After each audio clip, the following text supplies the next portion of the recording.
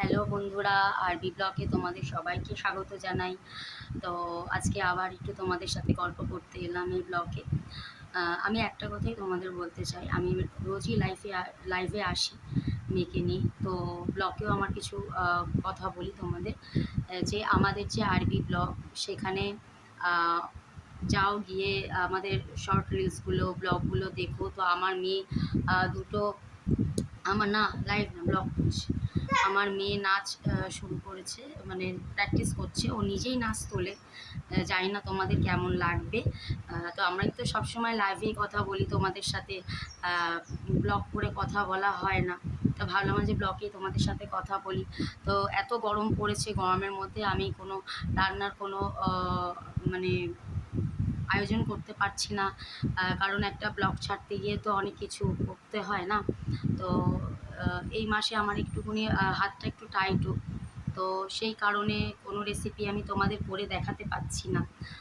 তো যাই হোক, আমি খুব শিগগিরই রান্নার রেসিপি নিয়ে আসবো, দেখাবো।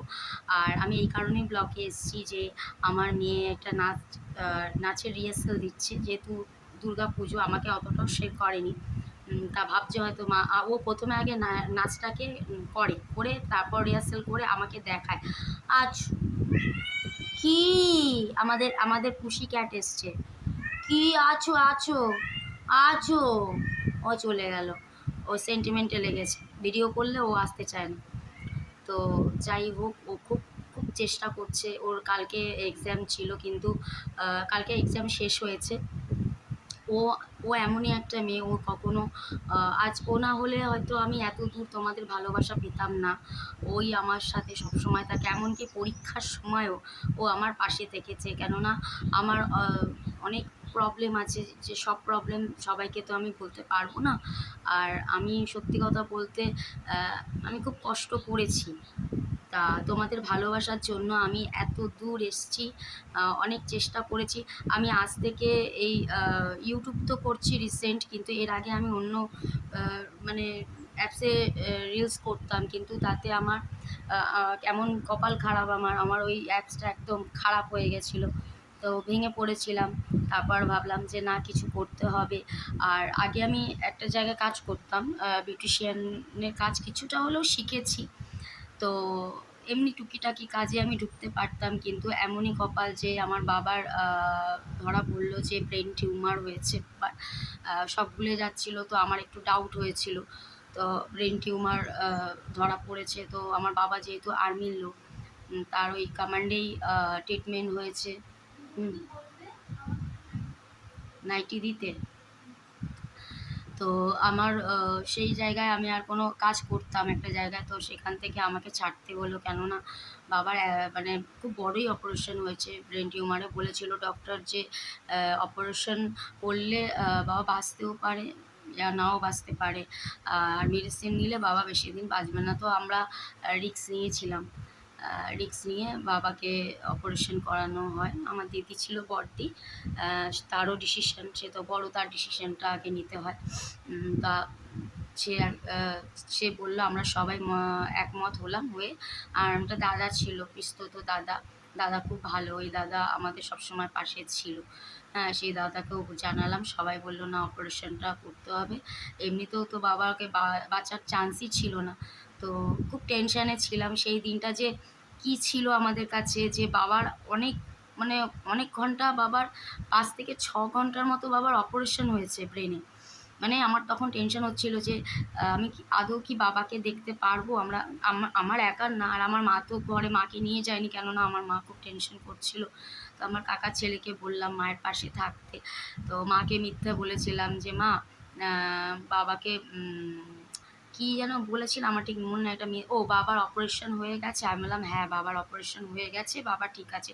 মিথ্যে বলতে হয়েছিল, মানে সেই সিচুয়েশনটা যে আমাদের কাছে কি। আর আমার বাবা আমাদের ওপর খুব রেগে গেছিলো, বাবা চাইছিল না যে বাবার ব্রেন টিউমার অপারেশনটা হোক।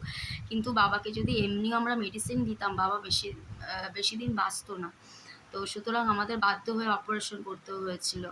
সেই দিনটার যে কি পরিস্থিতি, এখন আমি তো কোনো কাজ করি না। আর এখন আমাকে একজন বলল তুই ইউটিউব কর।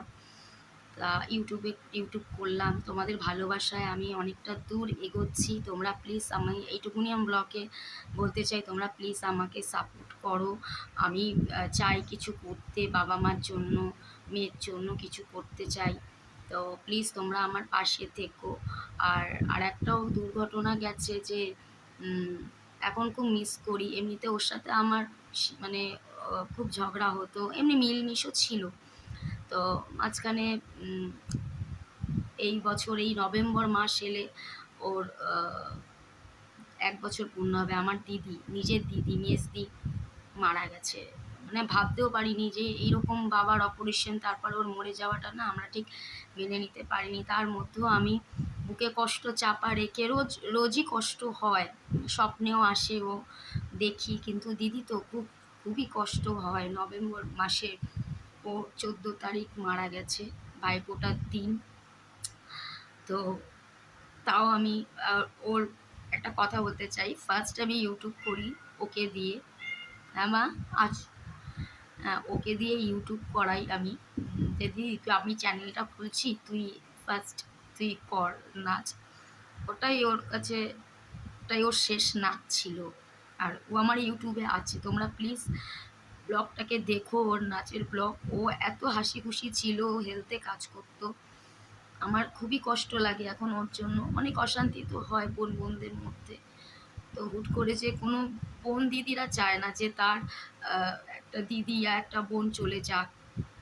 তা ও নিজেকে খুব ভালোবাসতো, ওর মৃত্যুটা আমরা কেউ মেনে নিতে পারিনি। ভাবতাম যে মনে হয় এখনো আছে। ঠিক আছে, আমরা এতটাই ভেঙে পড়েছি আমার মা আমরা, যে বলার মতো না। তা যাই হোক, খুব মিস করি ওকে। মানে ও আমার সাথে মানে অনেক সাপোর্ট করেছিল আমার। যাই হোক, যে চলে গেছে তাকে তো আর ফিরিয়ে আনা যাবে না, কিন্তু সবসময় মনে করি তুই ফিরে আয় দিদি, তুই ফিরে আয়। কষ্ট হয়, এখনো কষ্ট হয়, আমি রাতে ঘুমাতে পারি না। আমার মাও তাই। আর কোনো যদি অকেশন হয় আমাদের বাড়িতে, কোনো খাওয়া দাওয়ার, আমি ওকে দিই। মা হয় পিঠে করলো, পিঠে খেতে ভালোবাসলো, আমরা উপরে গিয়ে দিই।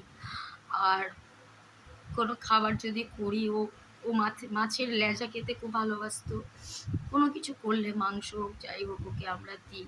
ওকে আমরা ভুলি না কখনো, ও আমাদের মনেই আছে। আর আমি সবসময় এই ঘরে মনে করি ও আমার কাছাকাছি আছে। তো খুব এত কিছু নিয়ে আমি ব্লগ করছি, চেষ্টা করছি। তো প্লিজ তোমরা আমাকে সাপোর্ট করো। আমি চাই নিজের কিছু করতে দাঁড়াতে। কেন তোমাদের সাথে শেয়ার করলাম, কারণ তোমরা আমার বন্ধু। আমি সব কথা তোমাদের কাছেই শেয়ার করলাম। যাই হোক, তা আমি যেই কথাটা বলার জন্য এসছি, আমার মেয়ে নাচের রিহার্সাল করছে। ওর ডান্স মনে হয় আজ কি কালের মধ্যেও করবে, কারণ এত রোদ তো, ছাদটা গরম। আর আমাদের নিচে তো সেরকম জায়গা নেই, যেখানে করবে ভিড় হবে, ও ঘাবড়ে যাবে। তো যাই হোক, তোমরা নাচটা ওর দেখো, আর আমিও পারলে নাচ তুলবো। আর যদি রান্না আসে আমি অবশ্যই রেসিপি করব, তোমাদের জন্য দেখাবো। ঠিক আছে? আর একটা কথা বলি, তোমরা প্লিজ আমাকে সাপোর্ট করো, লাইক করো, কমেন্টস করো, প্লিজ একটা সাবস্ক্রাইব করে দিও। আমি খুব খাটছি, খুব মেহনত করছি। তো এই কিছুক্ষণ আগে আমি স্নান করে উঠে তোমাদের সাথে কথা বলছি। এখনও ভাত খাইনি। লাইভে দেখেছে যারা, লাইভে এসছে তারা, আমরা কটায় ব্রেকফাস্ট করেছি। তা অনেক বেলাও হয়ে গেছিলো, একটা রুটি খেয়েছি। তো এখন আমার মা আসবে নিচের ঘরে পুজো করে, তারপর আমরা তিনজনে, আমি, আমার মেয়ে, আমার বাবার খাওয়া হয়ে যায় এই 12:30 থেকে 1টার মধ্যে। আমার বাবাকে আমার মা খাইয়ে দেয়, আমি, মেয়ে আর মা এখন খাবো। আর আমি শর্ট রিলস ছেড়েছি, তোমরা একটু দেখো। তোমাদের কাছে এইটুকুনি আমার আবেদন। আর আজকে এই পর্যন্তই, আমার ব্লগ আমি শেষ করছি। তোমাদের সাথে তো লাইভে যেমন সবার সাথে এসএমএসে কথা বলি, ব্লগে তো আর কথা বলতে পারছি না তোমাদের সাথে, আর আমি বুঝতেও পারছি না। তোমরা আমার ব্লগ দেখে কমেন্টস করো প্লিজ। তোমরা আমার কাছে আমার বন্ধু সব। যাই হোক, আজকে এই পর্যন্তই ব্লগ। টাটা।